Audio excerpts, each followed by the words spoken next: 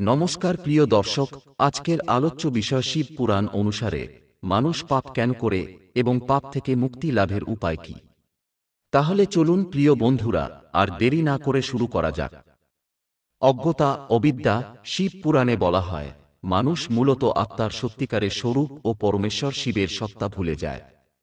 এই অজ্ঞানতার কারণে সে মায়ার জালে আবদ্ধ হয় এবং কাম, ক্রোধ, লোভ, মোহ ইত্যাদির প্রভাবে পাপকর্ম করে।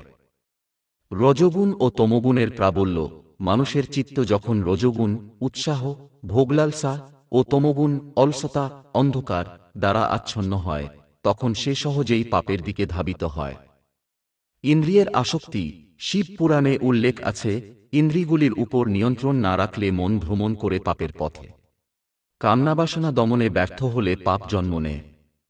কর্মফল ও পূর্ব সংস্কার। পুরাণে বলা হয়েছে, মানুষের পূর্বজন্মের কিছু সংস্কার বা প্রবৃত্তিও পাপের দিকে ঠেলে দেয়।